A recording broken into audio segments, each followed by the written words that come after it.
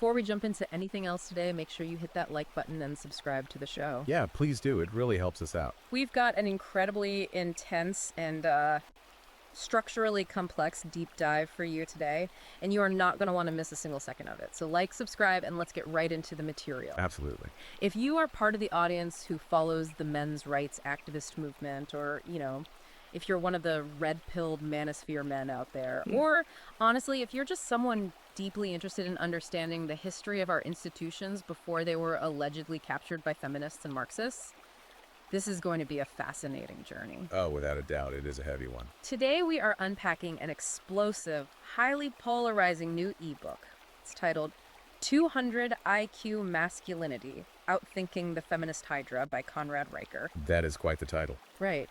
And if you've ever felt like the modern world is quietly rigged against male instincts, like the deck is stacked from the moment you walk into an office or a courtroom, this deep dive explores a book that claims to hold the ultimate blueprint for understanding and bypassing that very system. It really swings for the fences. It does. Now, before we go any further, I highly urge you to check Amazon Kindle and Google Play Books to buy the book yourself, and make sure to follow the author at Conrad Riker on Substack. It is a dense, highly structured manifesto, and our mission today is to provide a comprehensive, in-depth review of Riker's text. Right. We are dealing with source material that aggressively diagnoses what the author views as the total ideological capture of Western institutions. Like a grand unified theory, almost. Exactly. A grand unified theory that attempts to connect the dots between corporate HR departments, the education system, the medical-industrial complex, and the family courts. All the major pillars. Right. According to the architecture of this book, all of these foundational pillars of society have been hijacked by a specific Marxist-feminist ideology that fundamentally pathologizes masculinity at every level of modern life. I want to pause right there, actually, and issue a very important impartiality disclaimer for you listening. They're called. The claims made in this source material are highly charged, incredibly polarized, and deliberately provocative. Our mission on this deep dive is to impartially report on the content provided. We are just the messengers here. Exactly. We are absolutely not taking sides, and we are not endorsing the viewpoints of the content. We are simply trying to convey the ideas, the theories, and the sociological arguments contained in the original source material. Right, so you can make up your own mind. We want to objectively unpack the author's fascinating arguments so you can understand the core ideas of the book for yourself. That is the perfect framing for how we need to approach this text. Our role is to synthesize the massive amount of data and theory the author presents. And there is a lot of it. So much. We need to look at the patterns he is drawing and explain the logic of his arguments without validating or invalidating them. We are here to serve as your guides through the architecture of Riker's worldview, basically breaking down the mechanics of his claims so you can analyze them clearly. So let's start right at the foundation of that worldview. The book opens with a core premise for understanding how civilization functions, and it's built entirely on a technological metaphor. Which is really interesting. Yeah, the author uses computer architecture to explain gender dynamics and what he perceives as societal collapse. He introduces these concepts of the BIOS and the GUI. Right, the BIOS and the GUI. So, for listeners who might not be deep into computer science, can you break down what these terms actually mean in a technical sense, and then explain how Riker maps them onto human society? Certainly. So, in computer architecture, the BIOS stands for the Basic Input-Output System. It is the absolute foundational firmware of a computer. It operates invisibly, checking the hardware, managing the logic gates, and essentially keeping the machine running at the most fundamental level. So it's the guts of the operation. Exactly. If the BIOS fails, the computer is nothing more than a brick. You never really see the BIOS when you are browsing the internet or typing a document, but it is the critical infrastructure. And what about the GI? The GUI, on the other hand, stands for the Graphical User Interface. This is the operating system's skin. Like the icons and stuff. Right. The pleasant, aesthetic, surface-level layer, the colors, the windows, the trash can on your desktop. It's designed entirely for user comfort and emotional ease. Got it. You don't actually need a GUI for a computer to function. Early computers just used command line text. But the GUI makes the experience pleasant for the average person. Okay, so that's the literal definition. How does the book take that and apply it to men, women, and the destruction of civilization? Riker's thesis hinges on the idea that biologically and historically, men operate as the societal BIOS, while women operate as the societal GUI. Okay, that's a bold claim. How does he justify that? He argues that men are evolutionarily drawn to abstraction, physical infrastructure, system stability, and cold, hard logic. They build the systems. Right. They build the roads, maintain the power grids, code the underlying databases, and enforce the borders. That is the BIOS. Women, according to his text, are biologically wired for social cohesion, empathy, detecting distress, and maintaining interpersonal harmony. Which maps to the GUI. Exactly. Therefore, he argues, they naturally gravitate toward the GUI layer of society. Things like marketing, human resources, public relations, and customer service. So he's setting up this dichotomy between the invisible infrastructure and the visible social layer. But he doesn't just present this as a neutral observation, right? He uses this framework to diagnose modern dysfunction. Oh, very much so. What exactly is his argument about how these two layers are interacting today? The central conflict in the book is that modern civilization is collapsing, precisely because it has inverted the hierarchy of these systems. Inverted them how? Riker claims that modern corporate and political structures are prioritizing the emotional GUI over the logical BIOS. He writes that society is actively rewarding the emotional comfort layer while simultaneously punishing and pathologizing the very men who maintain the foundational infrastructure. So feelings over function. That's his exact point. Okay. In his view, when a society cares more about how its citizens feel than whether the underlying systems actually work, it is on the path to catastrophic failure. The book uses some very specific anecdotes to illustrate this clash between the BIOS and the GUI. There's a story he details about a Silicon Valley engineer in 2020. Yes, that one really stands out. Can you walk us through that example and explain how it serves his broader point? It's a highly illustrative anecdote for his premise. According to the text, there's a senior software engineer at a major tech firm who was leading a team meeting. During the technical discussion, he used the word stack, which is a completely standard foundational programming term referring to a data structure or a technology stack. Anyone in tech knows that word. Right. But the book claims that a female colleague in the meeting filed a formal harassment complaint with human resources over it. Wait, over the word stack? Yes. Her reasoning, as cited in the text, was that the word triggered an emotional stack overflow for her, causing her severe anxiety and making her feel unsafe in the collaborative environment. She filed a formal complaint over a standard programming term because of an emotional reaction. How does the author say the company responded to this? This is where Riker drives his point home about the GUI taking over the BIOS. If logic were prevailing, HR would dismiss the complaint as a misunderstanding of technical jargon. Which seems like the obvious response. Instead, according to the book, the HR department launched a comprehensive 6-week internal investigation. They rerouted roughly $200,000 in engineering and management resources to address the issue. $200,000 for that? Yes. The entire engineering team was mandated to undergo inclusive terminology training, and the ultimate result was that the product launch was delayed by 5 months. Wow. Riker uses this to demonstrate that the emotional comfort of one GUI layer employee was allowed to completely derail the logical output of the BIOS layer. He draws a direct contrast to this event later in the chapter, looking at an international example. He mentions an all-male team of developers in Estonia. How does that fit into his argument? He contrasts the Silicon Valley disaster with the development team in Estonia working during that exact same time frame.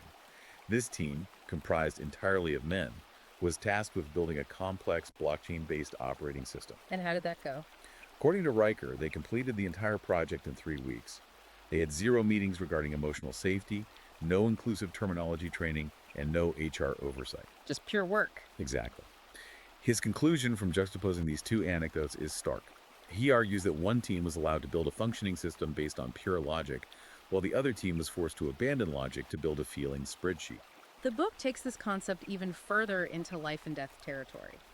It's one thing when a software launch is delayed, but Riker applies this exact same BIOS versus GUI dynamic to the Boeing 737 MAX disaster. Yes, he does. That's a massive claim. How does he connect a corporate diversity and inclusion framework to a literal aviation tragedy? The framework presented in this chapter suggests that the infiltration of GI logic into engineering environments has fatal consequences. Riker claims that in the lead-up to the 737 MAX crashes, legacy engineers, the BIOS men, actually raised severe red flags about the MCS system. They saw the problem coming. Yes. They identify the aerodynamic flaws and the software dependencies that eventually caused the planes to go down. However, the author asserts that the corporate environment at Boeing had been heavily captured by female-dominated HR and compliance teams. The GI layer. Right. And these teams have been trained extensively in inclusive communication and cross-functional harmony. So instead of evaluating the engineering data objectively, how did they process the warnings? According to the text, these compliance teams prioritized team cohesion over the harsh, objective truths the engineers were presenting. The engineers who raised their voices were allegedly viewed as combative, not team players, or lacking in soft skills. They were tone policed instead of listened to. Exactly. Their warnings were effectively silenced or smoothed over to avoid internal conflict and maintain a positive corporate aesthetic. Riker states the result was 346 dead, concluding with a very grim maxim. What was it? When logic speaks, emotion shuts it down, and when the BIOS is suppressed, the system crashes. It's a striking way to reframe corporate disasters. It seems like the author believes that the only way for the BIOS to function properly is for it to be completely devoid of this emotional interference. Does he offer a historical model for this? Because he spends a significant amount of time discussing Stoicism. Yes, Stoicism is the philosophical bedrock of Riker's ideal man. Specifically, he focuses on the ancient Greek and Roman concept of apatheia. Now, in modern English, apathy means you just don't care about anything. Right. But in classical Stoicism, apatheia means freedom from destructive or disruptive emotion. It means achieving a state of mind where you are not controlled by your passions, fears, or anxieties, allowing pure reason or logos to govern your actions. And he holds up Marcus Aurelius as the ultimate avatar of this. Exactly. Marcus Aurelius was a Roman emperor who spent much of his reign fighting brutal wars on the frontier while trying to hold a crumbling empire together. High-stress job. The highest. Riker points out that Aurelius governed roughly 60 million people and faced unimaginable stress, yet he meditated daily on duty, logic, and mortality. Riker notes that if you read Aurelius's private journals, known as meditations, you will never once find him referencing his emotional needs, his vulnerability, or his need for a safe space. He simply did what logic and duty demanded. The contrast Riker draws between Marcus Aurelius and the modern corporate leader is jarring. He gives an example of a Fortune 500 CEO to highlight this shift. What exactly is the CEO doing that Riker finds so emblematic of systemic decay? The author details a scenario he claims is becoming increasingly common in corporate America. He describes a modern Fortune 500 CEO breaking down and literally sobbing during a mandatory corporate healing circle. A healing circle? Yes. This retreat is supposedly led by a female HR director who is chanting affirmations to a crystal grid, while senior executives hold hands to release shame and embrace vulnerability. That sounds like a parody, but the book presents it as a literal event. What is Riker's takeaway from this? Riker points out that shortly after this radical emotional integration retreat, the company's stock dropped 7% due to missed quarterly targets. Not a great return on investment. No. His argument is that replacing the strategic silence and stoicism of a Marcus Aurelius with ritualized weeping doesn't create corporate resilience. It results in boardroom panic attacks. He argues that when leaders are trained to be emotionally fragile and obsess over their internal states, they lose the capacity to ruthlessly and logically manage the external reality of their businesses. This perfectly transitions into the institution the author blames most for this corporate decay. The suppression of this logical bios, in his view, is entirely orchestrated by human resources. Yes, HR is enemy number one in this framework. Let's delve into how the book frames the modern HR department, because he clearly doesn't view it as a neutral administrative body. Not at all. Riker's assertion is that human resources is no longer about managing resources, payroll, or benefits. Instead, he argues it has mutated into a high ritual feminist tribunal. High ritual? Right. He repeatedly describes modern HR as a corporate Gestapo designed specifically to police male behavior, to pathologize technical competence, and to enforce what he calls emotional compliance. He introduces two very specific concepts here: the HR loyalty treadmill and the gynocentric inflation principle. Let's break those down. What does he mean by the HR loyalty treadmill? The HR loyalty treadmill is his metaphor for the modern corporate behavioral standard. In the past, a man could go to work, do his job exceptionally well, and go home. His value was his output. That makes sense. But Riker argues that under modern HR regimes, output is secondary. The primary metric for survival is running on this treadmill of emotional deference. So you have to constantly prove yourself culturally. Exactly. You have to constantly prove you are an ally. You have to constantly apologize for implicit biases you may not even know you have, and you must regularly perform vulnerability. If you stop running on this treadmill, if you decide to just quietly do your job, you are flagged as a cultural poor fit and thrown off the machine. And how does that connect to the gynocentric inflation principle? This sounds like an economic term applied to sociology.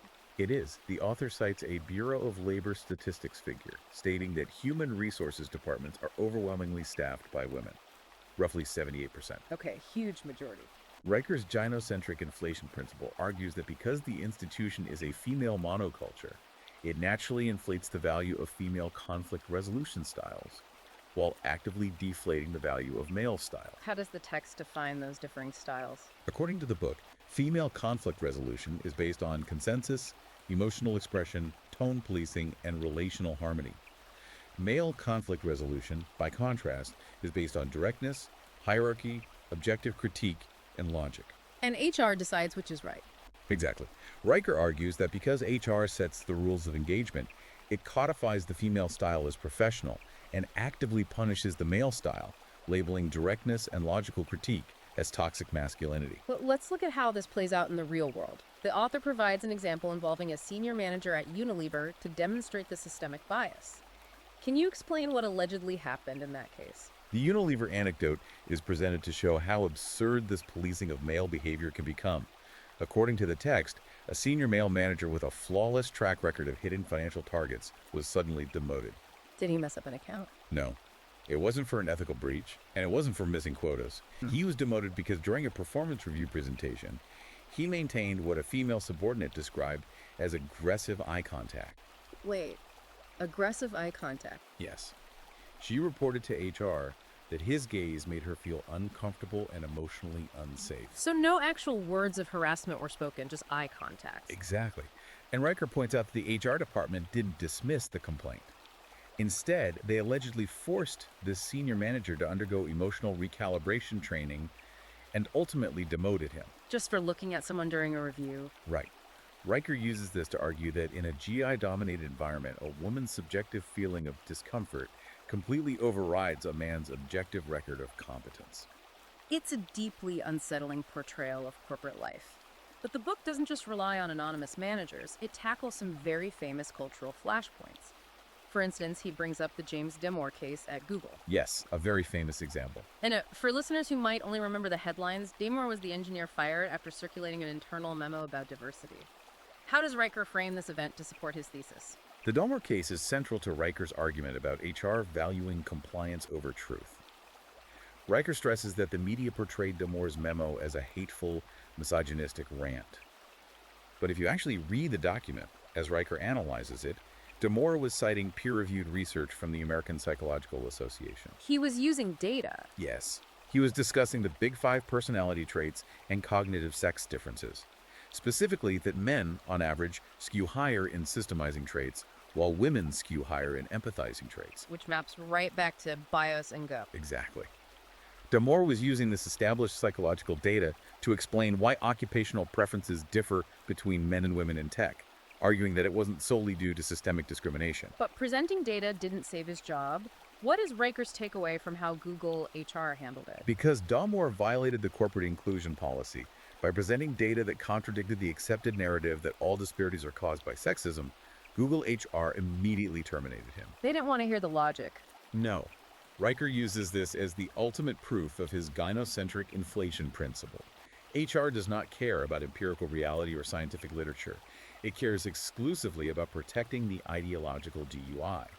Riker argues that Damore functioned purely as a BIOS, using logic to troubleshoot a cultural issue, and the GUI system forcefully rejected him like a virus. If the modern corporate world is this heavily policed, how does Riker suggest a leader should operate?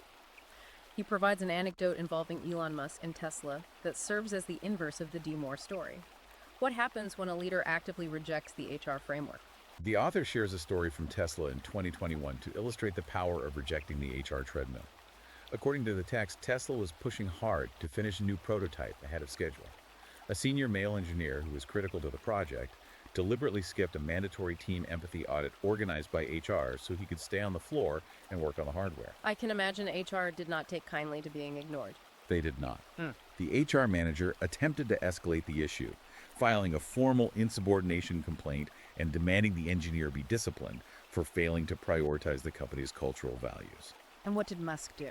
When the case reached Elon Musk's desk, Musk reviewed the situation. According to Riker, Musk fired the HR manager on the spot, walked down to the engineering floor, and promoted the engineer who had skipped the meeting. What was the downstream effect of that decision, according to the book? Riker points out that shortly after the HR manager was removed and the BIOS logic was restored, output in that engineering division surged by 43%. That's a huge jump. It is. He uses this to argue that the modern workplace is fundamentally a battlefield of output, not a yoga retreat for emotional exhibitionists.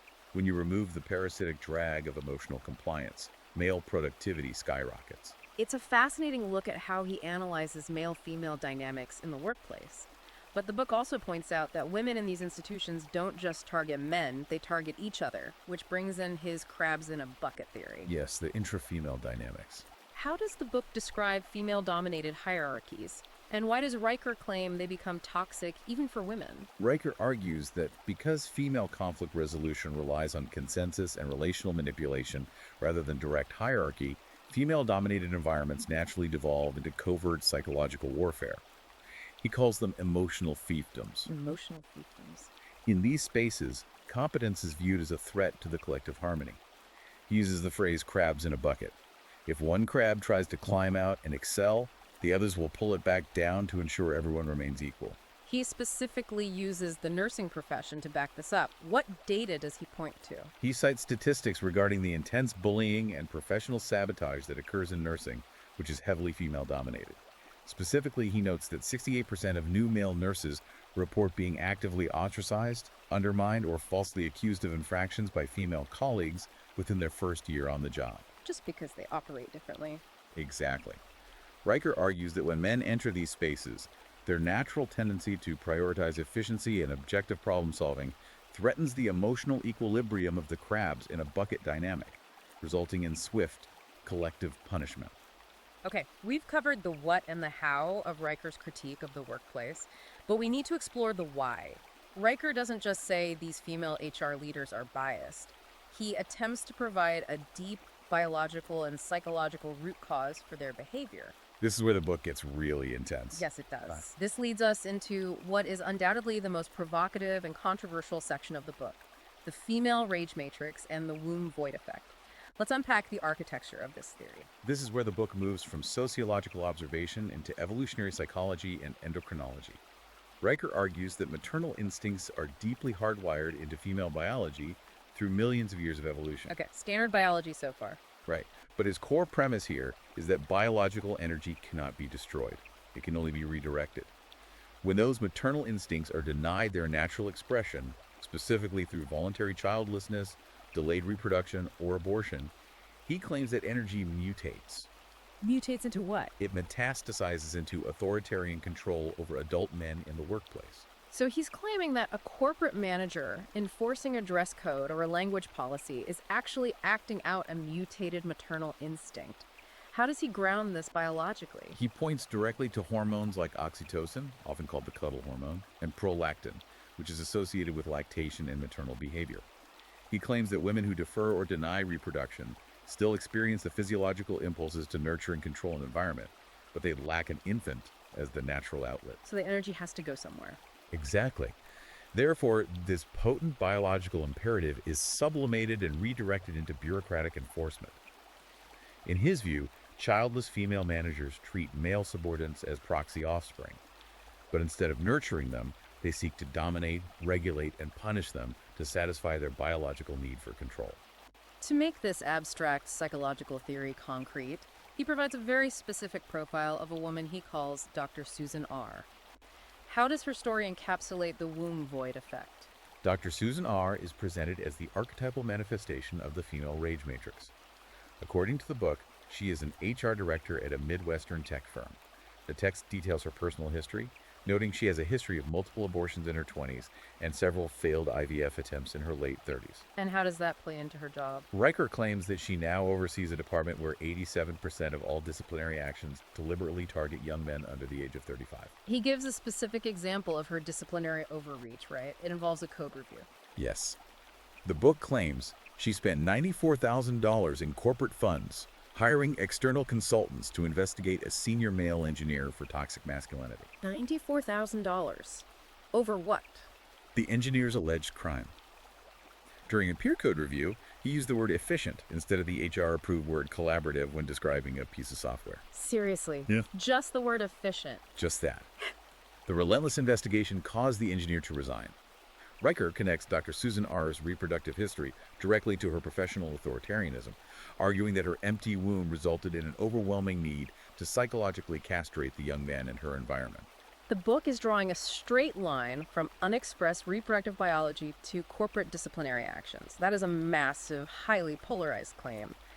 Does he offer any scientific literature to support this connection between reproductive choices and psychological aggression? To bolster this framework, the author references a 2018 Cambridge study that examined stress hormones in women who had terminated pregnancies.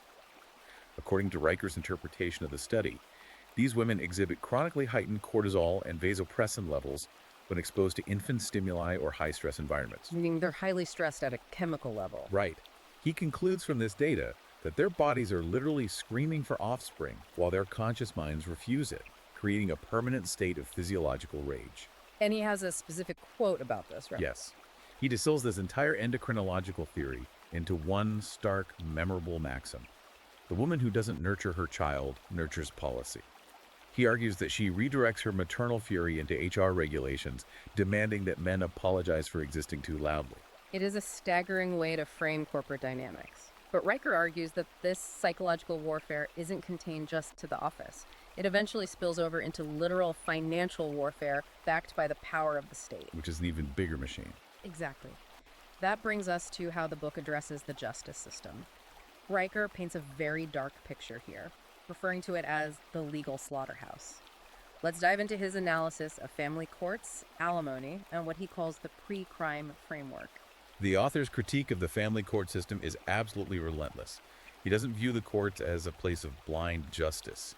He describes them as a highly weaponized, gynocentric weapon designed for the state-sanctioned financial castration of men. A major foundational target of his historical analysis here is the advent of no-fault divorce. Yes, that is a huge turning point for him. For listeners who might not know the history, no-fault divorce was first introduced in California in 1969 under then-Governor Ronald Reagan. Before that, you actually had to prove fault, like adultery or abuse, to dissolve a marriage. How does Riker view this legal shift? Riker views 1969 as the year the state officially incentivized the destruction of the family. He argues that no-fault divorce turned the institution of marriage into a unilateral financial trap. A trap for men. In his framework, yes. It allows women to break a binding contract for any reason or no reason at all, while still extracting lifelong financial tribute from the men they are leaving. He uses financial market terminology to describe this. He calls marriage a legal short position for men. Precisely. He argues that men invest time, immense capital, and loyalty into building a life, and the state essentially allows women to cash out of that investment early, granting them a massive bonus for their betrayal via asset division and alimony. To back this up, he brings up several shocking anecdotes that highlight the absurdity of modern alimony laws. Yes, the alimony examples are wild. One of the most glaring examples he uses is a 2023 case from Florida. Can you explain the details of this dominatrix case and how it proves his point about lifestyle maintenance? This case is used to highlight how disconnected alimony is from actual financial need. Riker details a divorce proceeding where a judge ordered a man to pay $12,000 a month in permanent alimony to his ex-wife. Okay, but what's the twist? The twist, as Riker notes, is that the ex-wife was a highly successful, licensed dominatrix who was earning over $500,000 a year on her own. If she is making $500,000, why on earth is the ex-husband mandated to pay her $12,000 a month? Because of how the legal precedents are structured around the concept of lifestyle maintenance. The court determined that during the marriage, the couple lived a highly lavish lifestyle, and the husband's income was required to continue supporting the wife in the precise manner to which she had become accustomed, regardless of her own immense earning power. So it doesn't matter what she makes. Not under this precedent. Riker uses this to illustrate that alimony is not about preventing poverty. It is a punitive wealth transfer from men to women, enforced by state violence. But the financial extraction is only one part of his critique. He also introduces the concept of the pre-crime framework. This sounds like something out of a sci-fi movie like Minority Report. What does he mean by this in the context of family law? The pre-crime framework is Riker's term for how the modern legal system treats men as latent offenders by virtue of their biology. He argues that historically, the law required an actual crime to be committed, evidence of physical harm or abuse, before the state could intervene and strip a citizen of their rights. Which is basic due process. Right. However, in the modern family court system, Roker claims that men are routinely stripped of their civil rights, evicted from their homes, and denied access to their children based merely on unverified emotional claims or expressions of subjective fear from a female partner. The state doesn't wait for a crime. It punishes the man in anticipation of one. He provides a truly bizarre example from Canada to prove that the threshold for these punishments has become entirely subjective.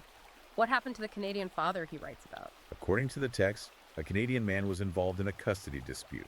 During this time, he posted a sarcastic meme about gender ideology on his private social media account. It was entirely digital, just a joke on the internet. However, his ex-wife's lawyers presented this meme in court. Riker states that the judge labeled the father's worldview as toxic and ideologically dangerous, and subsequently stripped him of all physical custody of his child. Was there any evidence of actual neglect or physical danger to the child? None. The author emphasizes that there was no evidence of abuse, violence, or neglect. The custody was revoked purely based on a meme. A meme cost him his kid. Exactly.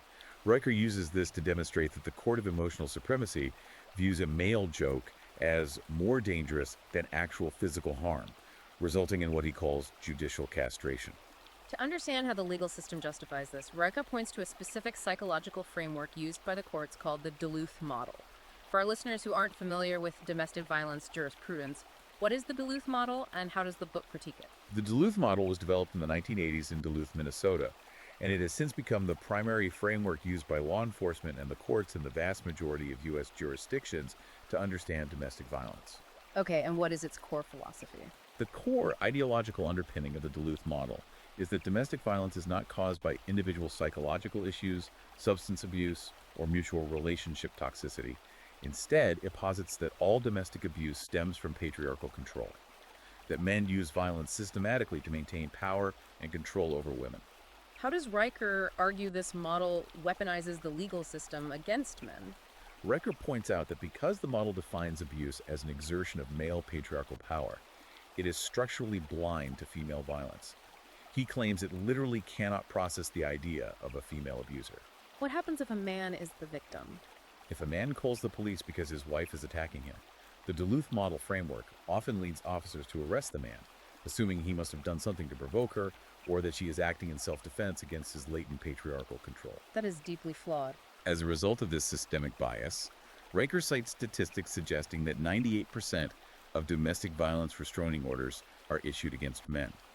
He argues these orders are frequently used as tactical nuclear weapons in divorce proceedings to guarantee the woman gets the house and primary custody, regardless of the actual dynamics of the relationship. This framework of treating men as inherent predators extends into criminal law as well. The book discusses the evolution of sexual consent laws, specifically focusing on Sweden. What happened in Sweden in 2018 and what specific anecdote does Riker use to show how these laws are applied? In 2018, Sweden passed highly controversial sexual consent legislation. The law mandated that consent must be explicitly ongoing throughout an encounter and, crucially, that it can be revoked retroactively. Retroactively, how does that work? Riker highlights the story of a Swedish man who engaged in a completely consensual, enthusiastic encounter with his partner. However, the next morning, the partner felt regret and retroactively revoked her consent. She revoked consent after the encounter was over, and the state prosecuted him. Yes. The author details that the man was arrested, convicted under the new law, and jailed for 6 months. That is terrifying. Riker argues this case exposes the terrifying reality of modern law. It does not treat women as independent agents capable of making choices and owning the consequences. Instead, it treats them as infallible entities whose retrospective emotional states, even regret felt the next day, have the legal power to send an innocent man to a concrete cell. The author's overarching thesis in this section is that the legal slaughterhouse isn't broken. It is functioning exactly as designed to extract wealth and power from men. Yes, it's a feature, not a bug. But what's crucial to understand about Riker's architecture is that he doesn't believe the systemic bias just magically begins in adulthood. He argues the programming starts in childhood and extends into the very biological foundations of men. This brings us to the book's claims regarding the education and medical systems. Let's look at the war on male biology and the unmaking of boys. Riker asserts that the capture of the education system is absolute. He introduces the term pedagogical gynocentrism to diagnose how modern schools actively pathologize natural male behavior. Pedagogical gynocentrism. Break that down for us. The core argument here is that the education system has established female behavior as the default neutral mode of the human experience. Sitting completely still for 8 hours, being quiet, focusing on collaborative worksheet time, avoiding risk. That is considered the gold standard of a good student. And how does that standard affect boys whose biology might dictate a different way of interacting with the world? Riker argues the natural masculine energy, the need to fidget, to engage in rough and tumble play, physical competition, and risk-taking, is no longer viewed as normal developmental behavior. It's seen as a problem. Worse than a problem. It is treated as a psychological disease that needs to be heavily disciplined or medicated out of existence. He illustrates this dual standard with a very disturbing story from an Ohio school district. Can you walk us through the contrast he draws between how a boy and a girl were treated in the exact same environment? The contrast he provides perfectly encapsulates pedagogical gynocentrism. According to the text, there was a 10-year-old boy in an Ohio school who brought his grandfather's vintage pocket knife to class. A pocket knife? Yes. And the book stresses that the boy did not bring it as a weapon, did not threaten anyone, and did not brandish it. He simply had it in his backpack as a keepsake. When a teacher discovered it, the boy was subjected to a zero-tolerance policy. He was suspended for 45 days, forced to undergo psychological counseling for potential violent tendencies, and reported to Child Protective Services. So a boy is treated as a latent criminal for simply possessing a masculine heirloom. What happened with the female student in that same district? But in the very same district, Riker details an incident where a female student had a violent emotional breakdown. She threw a heavy wooden desk across the classroom, endangering other students, and screamed obscenities at the teacher. Actual violence. Right. But instead of being suspended or reported to the police for violent behavior, the school deployed a trauma-informed response.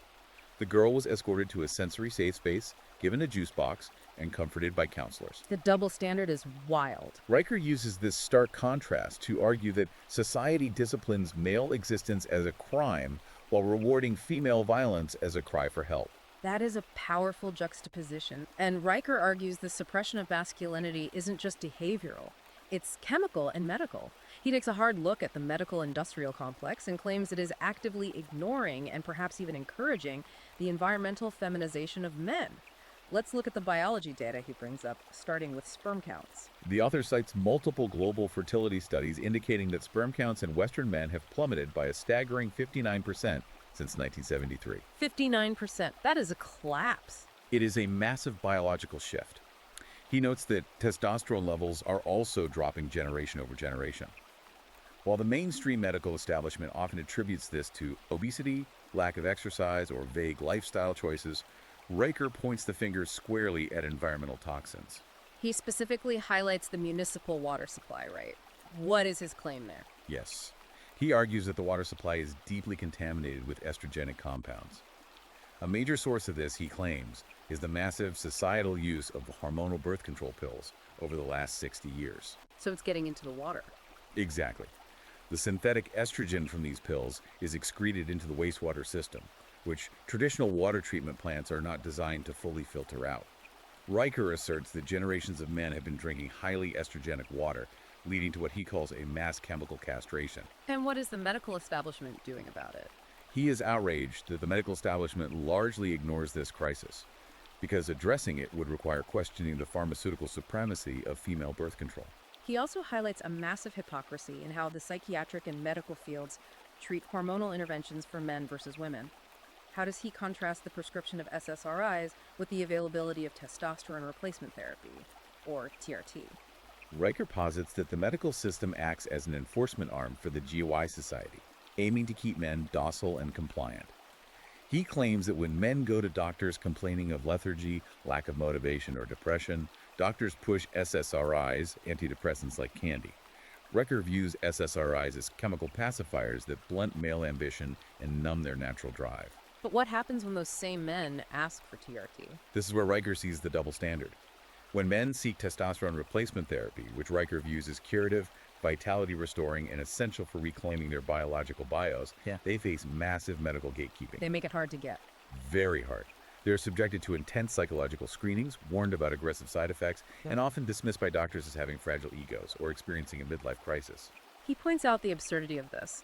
A woman entering menopause can get estrogen patches for wellness without question, and anyone can get life-altering cosmetic surgeries. But a man wanting to restore his natural biological testosterone levels to historical norms is treated like he's trying to build a biological weapon. Exactly. Yeah. Riker's synthesis of all these points, from HR tribunals to family court slaughterhouses, from the feminization of classrooms to the chemical suppression of testosterone, paints a grim, suffocating picture of a world entirely captured by the feminist hydra. Which brings us to the most vital question of the deep dive. If the system is this thoroughly rigged, if the deck is stacked against men biologically, legally, and professionally, what is a man supposed to do? Right, what's the solution? Riker doesn't just offer complaints, he offers a highly detailed architectural blueprint for escape. This brings us to the final section of the book, the 1,000-year plan. Exodus, Bitcoin, and the DMR. What is the DMR? The DMR stands for the Decentralized Masculine Renaissance. The author insists that because legacy institutions are functioning exactly as designed to extract wealth, labor, and compliance from men, they cannot be reformed. You can't fix them from the inside. No. You cannot vote your way out of it at the ballot box, and you cannot HR complain your way out of it in the office. Any attempt to fight the GUI on its own terms will fail. The only solution, Riker argues, is to bypass these institutions entirely. He advocates for a total withdrawal of male competence from corrupt systems. He heavily promotes two strategies here, jurisdictional arbitrage and a marriage strike. And he looks to technology not just as a tool for making money, but as an explicit, logic-based escape hatch from the feminist matrix. Let's break down the tech aspect. Why does he view the blockchain as inherently masculine? And for listeners who aren't deep into crypto, what exactly is the mechanism he's talking about? To understand Riker's enthusiasm for the blockchain, you have to look at how it functions. A blockchain is a decentralized, immutable ledger. It operates purely on math, cryptography, and consensus algorithms. It is binary truth. 1 or 0, valid or invalid. The ultimate BIOS. Exactly.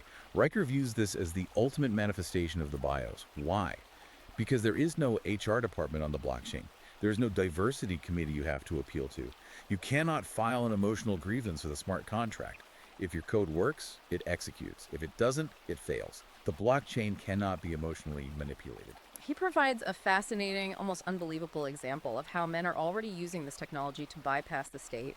He details the creation of something called the divorce DAO by a software engineer named Elias Reed. Can you explain, like I'm 5, what a DAO is and how Elias Reed is using it to replace family court? The DAO stands for a decentralized autonomous organization. Think of it as a company or an agreement that is run entirely by computer code on the blockchain, rather than by human executives or judges. Okay, code instead of people. Right. According to the book, Elias Reed was a successful engineer who was financially gutted in a highly biased family court proceeding. Realizing the state system was rigged, he built the divorce DAO. This system allows men and their partners to write their cohabitation agreements, asset divisions, and prenuptials directly into blockchain smart contracts. So how does a smart contract replace a judge? A smart contract is self-executing. If a specific condition is met, the code automatically moves the assets according to the pre-agreed rules. There is no judge to appeal to, no lawyer to argue about lifestyle maintenance, and no subjective interpretation of the agreement based on who cried the most in the courtroom. Code is law. So it completely cuts the state out of the process. Yes. Riker heralds this as men literally coding their way out of the legal slaughterhouse and placing their assets entirely outside the reach and jurisdiction of the state. It is an incredible concept, bypassing the state's monopoly on dispute resolution. But Riker also talks about bypassing the state on a macro level, which is where jurisdictional arbitrage comes in. He points to Estonia's e-residency program as a model. How does this fit into the DMR? Jurisdictional arbitrage simply means choosing to operate your life or your business in the legal jurisdiction that treats you the best, rather than accepting the rules of the country you happen to be born in. Estonia offers an e-residency program, which allows anyone in the world to become a digital resident and run a borderless EU company online. And who is using this? Riker highlights that there are over 100,000 digital entrepreneurs in this program, and he claims 87% of them are male, What makes this attractive to the men Riker is talking to? because it allows them to step outside the corporate HR matrix. These men pay low taxes and contribute to the global economy, but they are completely free from Western corporate HR departments, DEI mandates, and emotional policing. They operate as independent entities. They just build, produce, and trade value directly. This ties perfectly into his advice regarding the gig economy. He sees platforms like TopTal, Upwork, and Fiverr as massive components of this exodus. Why is stepping out of a W-2 salaried position so critical to Riker's plan? By stepping out of the W-2 salaried employee model and operating as a freelance contractor, a man immediately steps off the HR loyalty treadmill. You're just a vendor at that point. Exactly. When you are a consultant or a gig worker, you are judged purely on your output, the quality of your code, the speed of your design, the accuracy of your consulting. The client doesn't care about your emotional vulnerability. They only care about the deliverable. Riker views the gig economy as a way for men to monetize their minds without having to submit to emotional compliance. The final piece of his financial strategy involves protecting the capital generated from this work. He advocates for the use of privacy coins, specifically mentioning Monero. For those who think all crypto is like Bitcoin, what is Monero and why does Riker insist it is a necessary tool? While Bitcoin is a public ledger, meaning anyone can see every transaction you make, Monero is a privacy coin. Its cryptographic architecture hides the sender, the receiver, and the amount being transacted. It is virtually untraceable. So the state can't see it. Right. Riker advocates using Monero to avoid state financial surveillance. He views state surveillance as the mechanism used to enforce unjust alimony, child support garnishments based on false domestic violence claims, and asset seizures. By holding wealth in Monero, Riker argues, a man becomes financially invisible to the feminist hydra, effectively starving the beast. It is a full-blown financial, structural, and philosophical rebellion. Riker's final advice to you, the listener, is clear and uncompromising. Build decentralized, male-only networks. If you must interact with women romantically, demand ironclad prenups or utilize blockchain contracts. Completely refuse to participate in HR vulnerability circles or empathy audits. Prioritize your output, your cold logic, and your value creation over optics and emotional appeasement. He is calling for men to monetize their minds, pack up their bios, and leave the legacy institutions behind to rot. It is a radical, comprehensive call for men to reclaim logos, reason, logic, and infrastructure over emotionalism. The author's ultimate vision is a complete exodus of high-performing men into decentralized digital networks where competence is the only recognized currency. Which brings us to the end of this incredibly dense deep dive. We've explored the entire architecture of Riker's manifesto, from the foundational bios and UI metaphors, through the HR tribunals and the psychological theories of the female rage matrix, into the family court slaughterhouses, and all the way to the decentralized masculine renaissance. But before we wrap up, I want to leave you with a final provocative thought to mull over. Something built on Riker's vision, but taking it a step further into the future. What do you have in mind? If Riker's 1,000-year plan actually comes to pass, if there is a massive coordinated exodus of all the high-performing, system-building biosmen into decentralized digital offshore networks, what happens to the physical infrastructure of the society they leave behind? What happens to the physical power grids, the bridges, the logistics chains, and the agricultural systems when they are left entirely in the hands of the GUI-focused institutions these men abandoned? Does society literally bifurcate into two completely separate realities? A crumbling, decaying physical world run by HR committees arguing over inclusive language, and a thriving, invisible digital world run by pure code and logic? It's a staggering thought experiment. It certainly is, and it strikes at the very heart of the consequences implied by the author's worldview. The tension between the physical infrastructure and the digital escape hatch is the ultimate unresolved question of this text. Thank you so much for joining us on this deep dive. Again, please make sure to hit the like button and subscribe to the show. It helps us bring you these intense, comprehensive breakdowns of the most controversial ideas out there. I highly reiterate the recommendation to check Amazon Kindle and Google Playbooks right now to buy 200 IQ Masculinity Outthinking the Feminist Hydra for yourself. Read it, digest the arguments, and see what you think of the architecture he's built. And don't forget to follow the author at Conrad Riker on Substack for his ongoing analysis. Until next time, keep questioning the systems around you.